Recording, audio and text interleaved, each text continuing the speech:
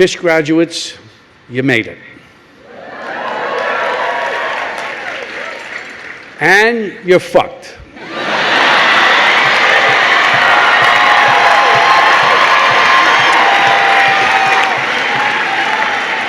Think about that.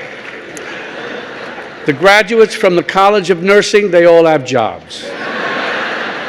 The graduates from the College of Dentistry, fully employed. The Leonard N. Stern School of Business graduates, they're covered. The School of Medicine graduates, each one will get a job. The proud graduates of the NY School of Law, they're covered. And if they're not, who cares? They're lawyers. The English majors are not a factor.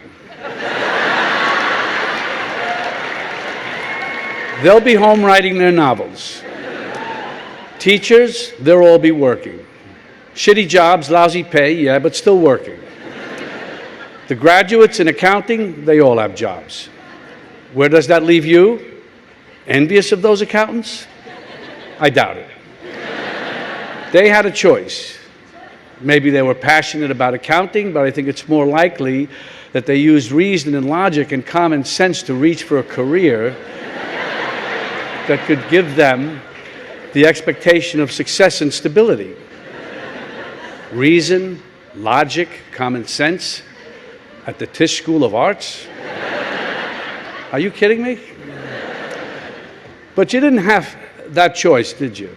You discovered a talent, developed an ambition, and recognized your passion. When you feel that, you can't fight it. You just go with it. When it comes to the arts, passion should always trump common sense. You aren't just following dreams, you're reaching for your destiny. You're a dancer, a singer, a choreographer, a musician, a filmmaker, a writer, a photographer, a director, a producer, an actor, an artist. Yeah, you're fucked. The good news is that that's not a bad place to start. Well, it's a start. On this day of triumphantly graduating, a new door is opening for you.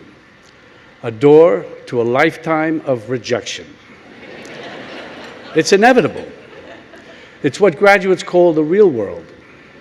You'll experience it auditioning for a part or a place in a company. It'll happen to you when you're looking for backers for a project. You'll feel it when doors close on you while you're trying to get attention for something you've written and when you're looking for a directing or a choreography job. How do you cope with it? Rejection might sting, but my feeling is that often it has very little to do with you. When you're auditioning or pitching, the director or producer or investor may just have something or someone different in mind. That's just how it is. I felt it was written for me. But the director had something different in mind. And you know, she was right. It seems the director is always right. The way the director gets to be right is you help him or her be right. You may start out with different ideas. The director will have a vision. You will have ideas about your character. When you're a young actor starting out, your opinions may not be trusted as much as they will later on in your career. You've been hired because the director saw something in your audition, your reading, in you that fit their concept. You may be given the opportunity to try it your way, but the final decision will be the director's. You'll be nowhere near the editing room where the director makes the final decision. It's best when you can work it out together. As an actor, you always want to be true to your character and be true to yourself. But the bottom line is, you got the part. And that's very important. As a director or producer, you also have to be true to yourself and to the work. On the set or on the stage, someone has to make the final decision. Someone has to pull it all together. That's the director. So don't be obdurate. No one's going to see you do it in the quote-unquote right way if you're not on the stage or in the movie. Then I contradict myself.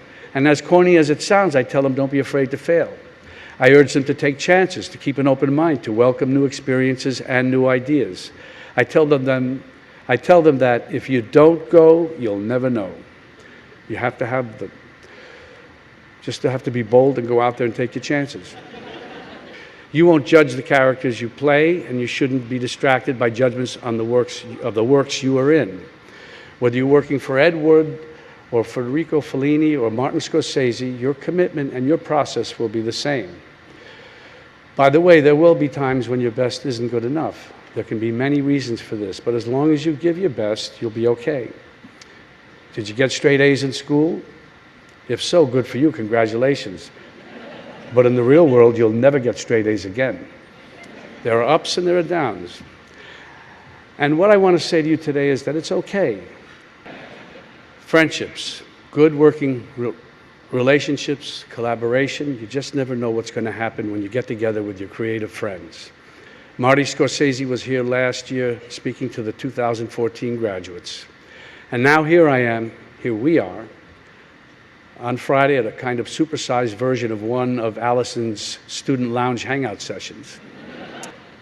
You're here to pause and celebrate your accomplishments so far as you move on to a rich and challenging future. And me, I'm here to hand out my pictures and resumes to the directing and producing graduates. I'm excited and honored to be in a room full of young creators who make me hopeful about the future of the performing and media arts. I know you're going to make it, all of you. Break a leg. Next. Thank you.